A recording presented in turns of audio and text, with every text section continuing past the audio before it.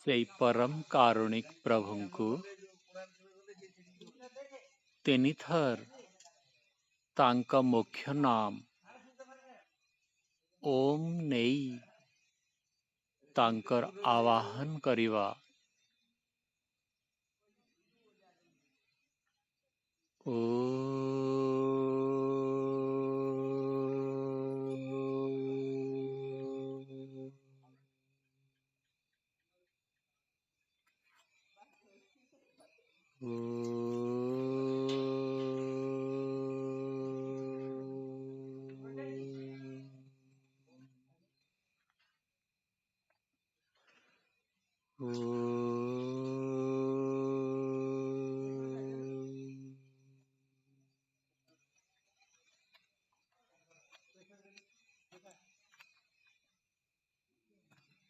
କରୁଣାମୟ ପ୍ରଭୁଙ୍କ ଦୟାରୁ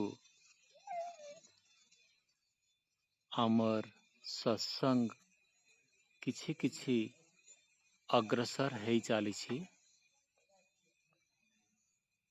ଆଉ ଆମେ ମଧ୍ୟ ସ୍ୱ ଚିନ୍ତନ ଆମେ କରି ଚାଲିଛୁ। କେତେବେଳେ ଆମର ମନକୁ ଆମେ ଜାଣିପାରୁଛୁ, ଅନୁଭବ କରିଥିବା ବିଷୟକୁ ସତ୍ୟ ବୋଲି ଧାରଣା ବି ହେଇଯାଉଛି। ଆଉ ପୁଣି କେତେବେଳେ ସେଇ ସତ୍ୟ ଧାରଣାଟା ପରିବର୍ତ୍ତିତ ହେଇ ଚାଲିଛି। ଯେମିତିକି ଗତକାଲି କିଛି ବିଷୟ ଆପଣମାନଙ୍କ ସମ୍ମୁଖରେ ରଖାଯାଇଥିଲା। ଆପଣମାନେ ବି ଚିନ୍ତନ କରିଥିବେ, ସେଇ ସତ୍ୟକୁ ଗମ୍ଭୀରତାର ସହିତ ଧାରଣ କରିବା ପାଇଁ ଚେଷ୍ଟା ବି କରିଥିବେ। କିନ୍ତୁ ଏଇ ଯେଉଁ ସଂସ୍କାର ଅନୁଗତ ସ୍ମୃତି, ସେଇଟା ବି ଗୋଟିଏ ସଂସ୍କାର ଆଉ ଗୋଟିଏ ସଂସ୍କାର ଦ୍ୱାରା ବହିଯାଏ, ନଷ୍ଟ ହେଇଯାଏ, ଦବିଯାଏ। କିଛି ସମୟ ଭଲ ଲାଗୁଛି, ତୃପ୍ତ ଲାଗୁଛି, ସନ୍ତୋଷ ଲାଗୁଛି। ଆଉ ସେଇ ସନ୍ତୋଷ କିଛି କ୍ଷଣ ପରେ ପୁଣି ଦ୍ୱନ୍ଦ୍ୱରେ, ସଂଶୟରେ ପରିବର୍ତ୍ତିତ ହେଇଯାଉଛି। ଆମର ଅନୁଭୂତି ଗୋଟିଏ ଆଉ ଗୋଟିଏ ଅନୁଭୂତି ଦ୍ୱାରା ଆକ୍ରାନ୍ତ ହେଇଯାଆନ୍ତି। ଯୋଉଟା ଆମର ପରିବେଶ ଆମେ ଚୟନ କରିବା,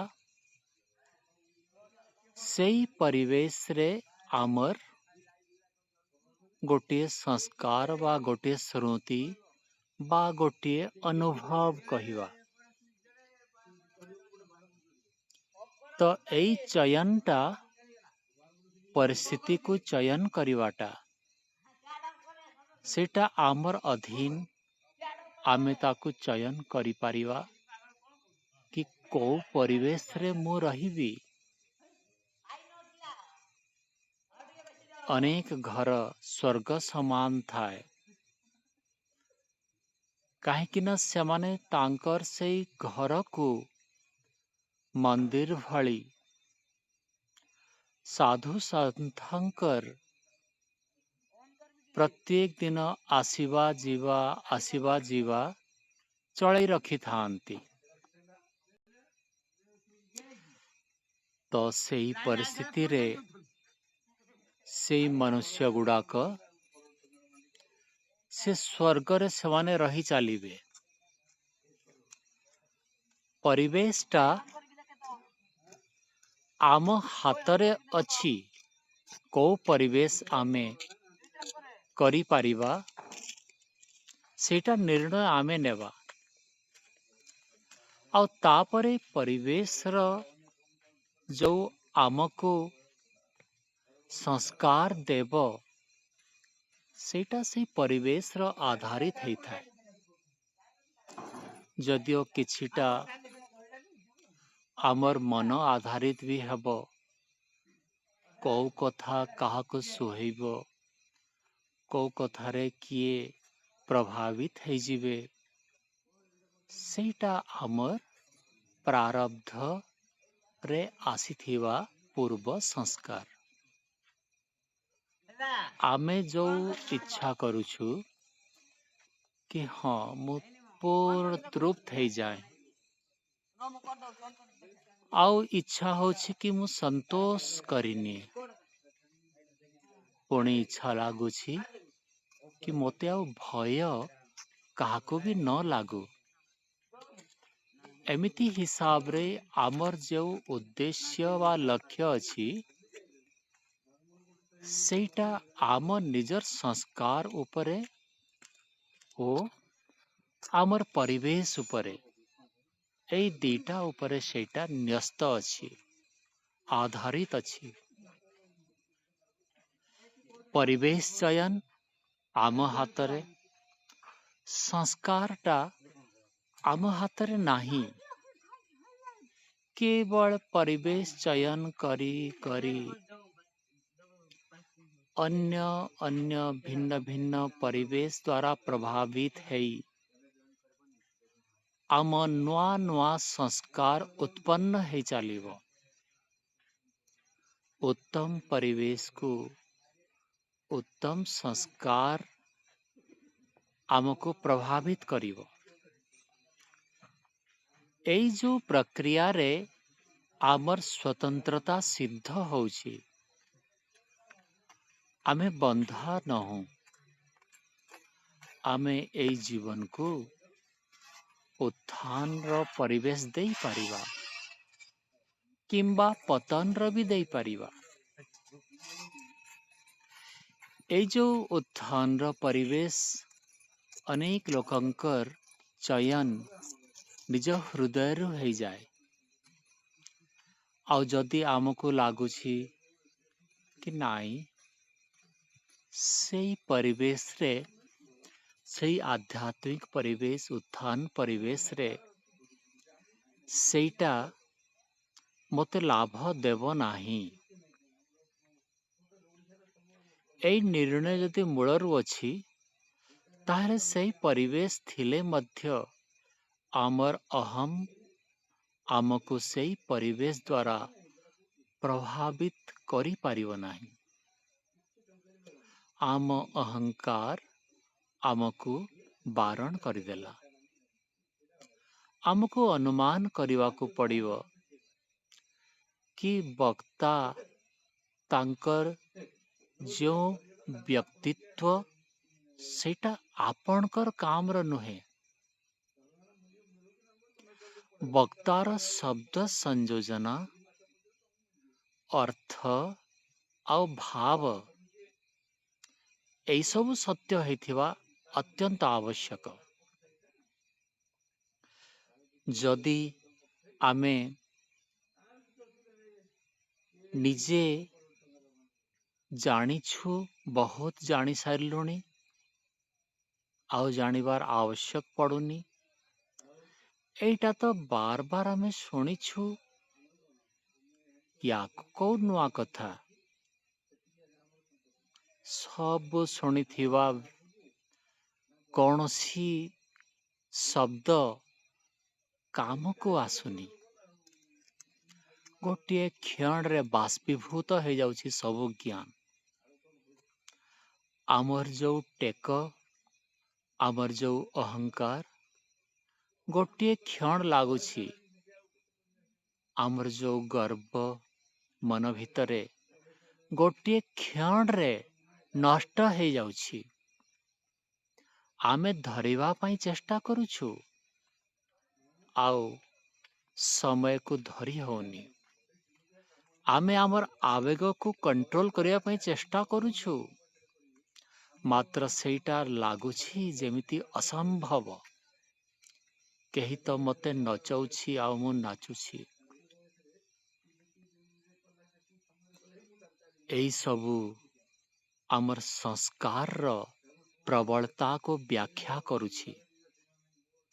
आमे संस्कार द्वारा केते अधिक परिचालित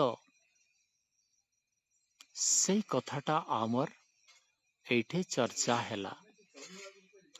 संस्कार द्वारा आबे प्रवाहित है जदि भल काम करुछु तो पुण्य है चलिव, किंतु संस्कार द्वारा भूल संस्कार द्वारा प्रवाहित है जदि कौनसी न्यून काम करि चलिछु ताहले वंचित हुआ जीवन व्यर्थ हेब ही। सेमिति जन्म अनावश्यक हेब, सेमिति जीवन आमर हानि करि चलिव। जेते अधिक बंचिवा आमे सेते अधिक पापरे लिप्त हेबा। आउ पुणी आमर जो कुसंस्कार, जोटा गलत संस्कार, भूल संस्कार, सेटा बलवती है चलिव। आमे तो ये संस्कार को ही नष्ट करिवार उद्देश्य रे रखुछु। ये जो वासना रूपी संस्कार ताको ही नष्ट करिवार आमर उद्देश्य अटे। वासना रूपी संस्कार पांचटी, ताको पांच क्लेश भी कहा हुए। प्रथम हैला अविद्या, अस्मिता, राग, द्वेष आउ अभिनिवेश। जो भी मत पंथरे आमे रहिबा, जेमिति भी रीति नीति आपणे नेबा किछि असुविधा नहीं, किंतु लक्ष्य आमको गोटे रखिवा को पड़ियो कि मो मोर कौनसी व्यक्ति प्रति राग किंबा द्वेष रखुछि कि कौनसी पदार्थ प्रति मो मनर राग किंबा द्वेष, आकर्षण किंबा विकर्षण याको मो बढ़ई चली कि कौनसी सिद्धांत प्रति भी मो रागित होछि ना श्रद्धा करुछि। सत्य को धारण करिवाटा श्रद्धा। जदि कौनसी सिद्धांत प्रति भी आमे कान बंद करिदेले ताहले आम सिद्धांतटा ठीक अछि ना नाई आमे परीक्षा करिवार भी बंद करिदेले। एणु आमको सबु बेले निज सिद्धांत को 24 घंटा जागरूकतार सहित बाहरो आसुथिवा अन्य विरोधी तत्व को तत्व साथी रे तुलना करी चलिवा दरकार। आम भितरे सेई जो अविद्या, अस्मिता, राग, द्वेष आउ अभिनिवेश, এই पांचटी जो क्लेश बा पांचटी वासना रूपी संस्कार रहिला, सेटा आस्ते आस्ते तार विपरीत संस्कार द्वारा हमको नष्ट करिवार आमर लक्ष्य अछि। समय सापेक्ष, किंतु आनंद पाइबाटा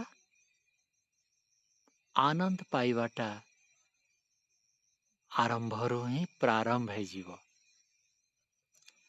जदि आनंद मिलुनी ताहले हमको अनुभव करने को पड़ियो कि ना किछि गोटे गड़बड़ मोर कर्म रे रहुछि।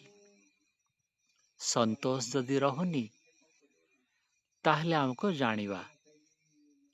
जानिबा कि ना आउ किछि परिवर्तन रो आवश्यक मो भितरे अछि।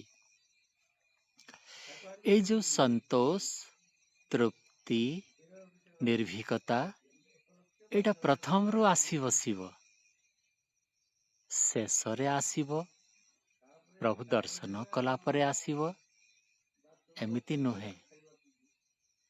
ଯେତେବେଳେ ଭକ୍ତ ଅନୁଭବ କରି ଚାଲିବ କି ପରମାତ୍ମା ତାହାକୁ ସାହାଯ୍ୟ କରିବା ଆରମ୍ଭ କରିଦେଲେଣି, ସେତେବେଳଠୁ ଏଇ ସନ୍ତୋଷ, ତୃପ୍ତି, ନିର୍ଭୟତା ଏଇ ସବୁ ଆସି ବସିବ ଆଉ ଭକ୍ତକୁ ଗଦଗଦ କରିଦେବ। କିନ୍ତୁ ଏଥିରେ ଆଉ ଗୋଟିଏ କଥା, ମନୁଷ୍ୟର ସ୍ଥିର ରହିବା ଅଧିକାର ନାହିଁ। କୋଉ ସ୍ଥିରତା କଥା କହୁଛି? ଉନ୍ନତିର ସ୍ଥିରତା। ଆପଣ ପ୍ରତ୍ୟେକ ଦିନ ଉନ୍ନତି କରି ଚାଲିଲେ ତାହେଲେ ଯାଇ ସେଇଟା ପ୍ରଭୁଙ୍କର ଏଇ ଶରୀର ଯୋଉ ଦେଇଛନ୍ତି ସେଇ ଦୟା, ସେଇଟା ଆମେ ତାକୁ ସାର୍ଥକ କରିବା। ପ୍ରଭୁଙ୍କର ଇଚ୍ଛା କି ଆମେ ପ୍ରତ୍ୟେକ କ୍ଷଣ ଉନ୍ନତି କରିବା। କୌଣସି ଜାଗାରେ ଆମେ ରହିଯିବାନି। ଯେତେ ଉନ୍ନତି କଲେ ତାପରେ ଆଉ ଟିକେ ଅଧିକ। ଆଉ ଏଟା ପ୍ରତ୍ୟେକ ଦିନ ତପସ୍ୟାର ସହିତ କରିବାକୁ ପଡ଼ିବ। ଜ୍ଞାନ ବି ବଢ଼ିବା ଦରକାର। ଆଉ କର୍ମରେ ରୂପାନ୍ତରିତ କରିବାର ଏଇଟା ବି ଆବଶ୍ୟକ। ଯେତେ ଜ୍ଞାନ, ଗତକାଲି ମୁଁ କହୁଥିଲି ନା, ପଢ଼ିବା, ଶୁଣିବା, ଏଇଟା ଗୋଟିଏ ଫେଜ୍। ଦ୍ୱିତୀୟ ଫେଜ୍ରେ ହେଲା କି ତାକୁ ଆମେ କହିବା। କହିଲେ ମଧ୍ୟ ଆମ ଜ୍ଞାନଟା ଏଯାଏ ଆମକୁ ଲାଭ ଦେଇନି। ଆମେ ପ୍ରବଚନ କରିପାରିବା। ପ୍ରବଚନ କଲେ ଆମର ବାହ୍ୟ ସାଂସାରିକ ଯୋଉ ପରିଧି ସେଇଟା ହୁଏତ ବଢ଼ି ଯାଇପାରେ, କିନ୍ତୁ ଆମେ ସେଇଥିରେ ବି ପୁରା ସଂସାରୀ ହେଇଯିବା। ସେଇ ସଂସାରୀ ହେବାର କାରଣ ସେହି ଜ୍ଞାନ ହିଁ ହେଇଯିବ। ଗତକାଲି ମୁଁ ଡିଟେଲ କହିଥିଲି।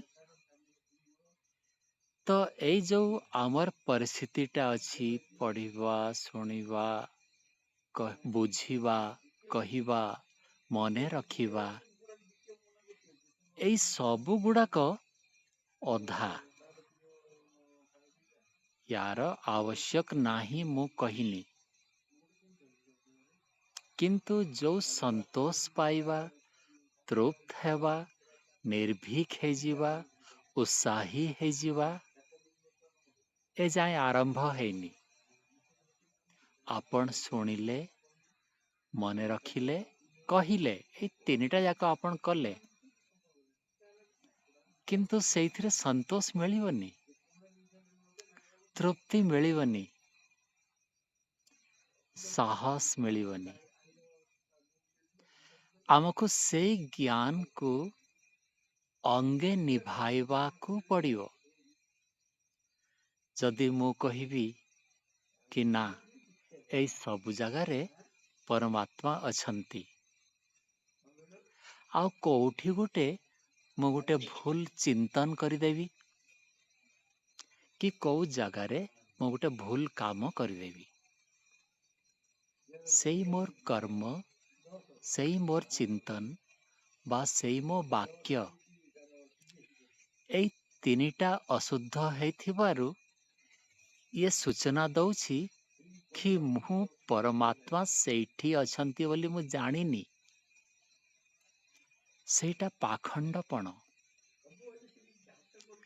ଯଦି ପରମାତ୍ମା ସବୁ ଜାଗାରେ ଅଛନ୍ତି ବୋଲି ମୁଁ ଜାଣିଥାନ୍ତି, କୌଣସି ଜାଗାରେ ଭୁଲ କରିବିନି, କୌଣସି ଜାଗାରେ ଗଲତ କଥା କହିବିନି, ମିଥ୍ୟା କଥା ବି କହିବିନି। ଯୋଉଟା ମୋର ଅନୁଭବ ଲାଗୁଛି, ଯୋଉଟା ମୋ ମନରେ ଅଛି, ସେଇ ବାକ୍ୟ ଗୁଡ଼ାକ କେବଳ ମୁଁ କହିବି। ଯଦି ଏପରି ହିସାବରେ ଜୀବନରେ ସତ୍ୟକୁ ପାଳନ ଆମେ କରିବା ଆରମ୍ଭ କରିବା, ତାହେଲେ ଯାଇ ଏତେ ଚେଷ୍ଟାର ସଫଳତା ଆମକୁ ମିଳିବ। ଶୁଣିବା, ଶ୍ରୁତି ମନେ ରଖିବା ଓ ପୁଣି କହିବା, ଏଇ ସବୁ ଆବଶ୍ୟକ ହେଇପାରେ, ଆବଶ୍ୟକ ଅଛି। ଆଉ ବାର ବାର ଶୁଣିବାର ବି ଆବଶ୍ୟକ ଅଛି। ସେଇ ଗୋଟିଏ କଥାକୁ ଶୁଣିବାର ଆବଶ୍ୟକ ଅଛି। କାହିଁକି ନା ସେଇ ଗୋଟିଏ କଥା ହରେ କୃଷ୍ଣ ଜଣେ ଜପି ଚାଲିଛି, ଅନ୍ତତଃ ସେଇ ଯୋଉ ନାମ ନେବା ସମୟଟା ସିଏ ଏଇ ସଂସାରରୁ ଅଲଗ ହେଲା ନା ନାହିଁ? କିଛି ସମୟ ଅଲଗ ହେଇଗଲା। କେହି ଜଣେ ଓମ୍ ଜପୁଛି, ଯେତେ ଜପ ସମୟ ସିଏ ମନ ଦେଇ ଯଦି ଓମ୍ର ଅର୍ଥକୁ ନିଜ ମନରେ ରଖିଲା, ସେତେ ସମୟ ସମାଜର ସାଥିରେ ବାସ୍ ଆମର ସଂସାରର ସାଥିରେ ଯୋଉ ପଞ୍ଚେନ୍ଦ୍ରିୟର ଆଖି ନାକ କାନ ଜିହ୍ବା ତ୍ୱଚାର କନେକ୍ସନଟା, ଯୋଡ଼ାପଟା ଛିଣ୍ଡିଗଲା। ସେତେ ସମୟ ସେ ସଂସାରରେ ଯୋଡ଼ିବାରୁ ରକ୍ଷା କରିଦେଲା ନିଜକୁ। ବ୍ୟକ୍ତିକୁ ବୁଝିବାକୁ ପଡ଼ିବ କି ଆମେ ଜ୍ଞାନୀ ହେଲେ ସେଇଟା ଅନ୍ତିମ ନୁହେଁ, ତାକୁ ଅଙ୍ଗେ ନିଭାଇବା ଆବଶ୍ୟକ। ଆଉ ବାର ବାର ସମାନ କଥାକୁ ଶୁଣିବା, କହିବା, ସେଇଟା ସତ୍ସଙ୍ଗ। ଏମିତି ଭାବିବା କଥା ନୁହେଁ, ଜାଣିବା କଥା ନୁହେଁ କି ଏଇସବୁ ଶୁଣା ଜିନିଷ ପ୍ରତ୍ୟେକ ଦିନ ଶୁଣନ୍ତୁ, ସେଇ ସମାନ ଜିନିଷ। ପୁନର୍ଜନ୍ମ ପୁନର୍ଜନ୍ମ, ଗାଈ ଘୋଡ଼ା ହେବାକୁ ପଡ଼ିବ, କର୍ମଫଳ ଭୋଗିବାକୁ ପଡ଼ିବ, ମୃତ୍ୟୁ ଅନିବାର୍ଯ୍ୟ ଅଟେ, ବୁଢ଼ାପା ଆସେ, ସେତେବେଳେ ରୋଗ ଦୁଃଖ ହୁଏ, ଜନ୍ମ କଷ୍ଟଦାୟୀ, ଶରୀର ହିଁ କଷ୍ଟଦାୟୀ, 5 ପ୍ରକାରର ଚାରି ପ୍ରକାରର ଦୁଃଖ ଅଛି ସଂସାରରେ। ସବୁଦିନ ଶୁଣି ଚାଲିବେ, ପ୍ରତ୍ୟେକ ଦିନ ତାକୁ ଆବୃତ୍ତି ବି କରିବେ, ମନରେ ବି ପ୍ରତ୍ୟେକ ଦିନ ଚିନ୍ତନ କରି ଚାଲିବେ। ଆଉ ଏମିତି ଏହି ପ୍ରକ୍ରିୟାରେ ହିଁ ନିଜର ଉଦ୍ଧାର ହେବ। ନଚେତ୍ ଆବୃତ୍ତି ଆପଣଙ୍କ ସଂସାର ସାଥିରେ ଚାଲିଛି, ମୋହ ସାଥିରେ ଚାଲିଛି, ଅଜ୍ଞାନ ସାଥିରେ ଚାଲିଛି। ଗୋଟିଏ କ୍ଷଣ ବି ଆପଣ ବିନା ଉପାସନାରେ ରହିପାରିବେନି। ଜ୍ଞାନ, ଶୁଦ୍ଧ କର୍ମ ଆଉ ଶୁଦ୍ଧ ଉପାସନା, ଯେଉଁ ଜିନିଷ ଆମ ମନରେ ଚାଲେ ସେଇଟା ଆମର ମାନସିକ କର୍ମ, ଆଉ ସେଇଟା ଆମର ଉପାସନା ବୋଲି ଜାଣନ୍ତୁ। ଉପଆସନ ମନକୁ ତା ସାଥିରେ ଯୋଡ଼ିବାଟା, ତା ପାଖରେ ଉପବିଷ୍ଟ କରିବାଟା। କୋଉ ପାଖରେ? ସେଇ ବିଷୟ ପାଖରେ, ୟା ତ ସଂସାରର ବିଷୟ, ୟା ତ ସେଇ ପରମାତ୍ମାଙ୍କର ବିଷୟ, ଆଧ୍ୟାତ୍ମିକ ବିଷୟ, ନହେଲେ ଜଗତର ବିଷୟ। ପ୍ରତ୍ୟେକ କ୍ଷଣ ଚାଲିଥିବ। ଯଦି ଏଇ ପରିସ୍ଥିତିରୁ ନିଜକୁ ଚୟନ କରି କେବଳ ଆଧ୍ୟାତ୍ମିକ ବିଷୟରେ 24 ଘଣ୍ଟା ଆପଣ ଲଗେଇଲେ, ଉଠିବାରୁ ଶୋଇବା ପର୍ଯ୍ୟନ୍ତ, ତାହେଲେ ଆପଣଙ୍କର ଗତି ଅତି ଦ୍ରୁତ ଭାବରେ ଚାଲିବ। ଭୋଜନ ସମୟରେ ବି ଆପଣ ମନ୍ତ୍ର ପାଠ କଲେ, ଅର୍ଥ ସହିତ ଚିନ୍ତନ କଲେ, ଭୋଜନ କଲେ, ସେଇ ବାଇକ୍ ବାଲାଟା ଯାଉଛି, ରାଇଟ୍ ସାଇଡରେ ମନ୍ଦିର ଆସିଗଲା, सी जो हॉर्न बजेला गोटे सेकेंड पाई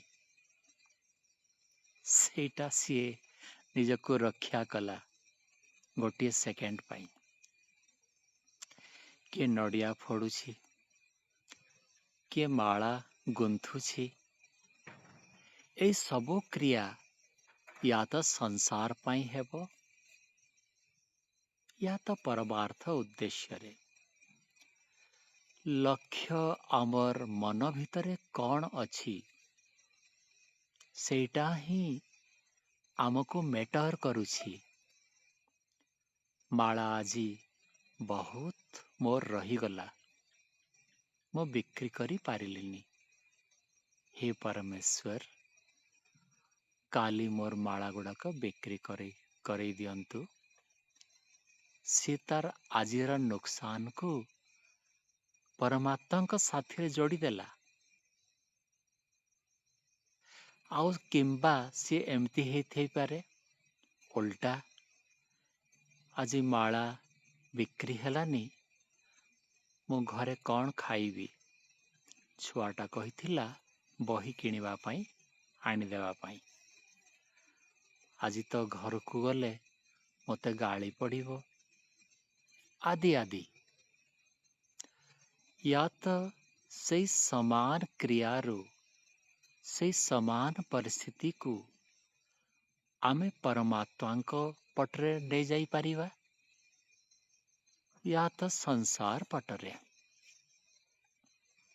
आमे खोला अछु आमे स्वच्छंद आम भितरे से जो स्वाधीनता को व्यवहार करी परिवेश रे आमे निजको रखिवा प्रथम काम द्वितीय काम हैला प्रत्येक विषय रे परमात्मा को जोड़िवा यही अभ्यास भी आमर 24 घंटा गृही है परमात्मा को दिगरे चालिबारे सहायक है जीव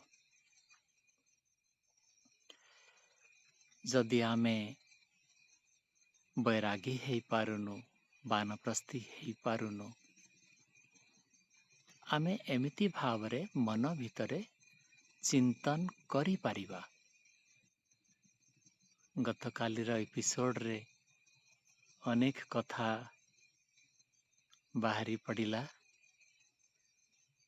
आउ से सत्य कथा गुड़ाक आपण माने निश्चित भावरे किछि चिंतन करी पारिथिबे आउ एटा संभव कि आस्ते आस्ते समस्ते मानप्रस्थी हेबार इच्छा करिवे संसार को फिजिकली छाड़ी देवे आश्रम रे आसी रहिबे अनेक आश्रम अछि निज निज मतर निज निज सिद्धांतर जो भी सिद्धांत से सिद्धांतर आश्रम मिल गोटी आश्रम हेलानी आउ 5टा आश्रम भी मिल कौठी ना कौठी अनुकूल है जीवे आपण लक्ष्य रखिवा दरकार कि हाँ एई जन्मटा परमात्मा प्राप्ति पाई बाकी समय मु लगई देवी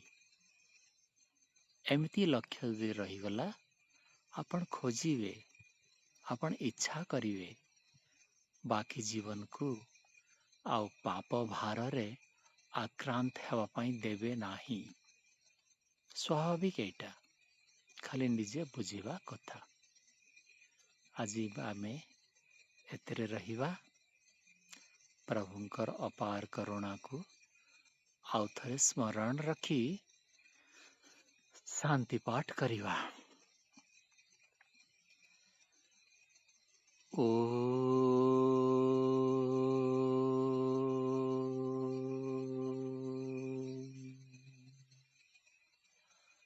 शांति शांति शांति सर्वेभ्यो नमः सबको सादर नमस्ते जी।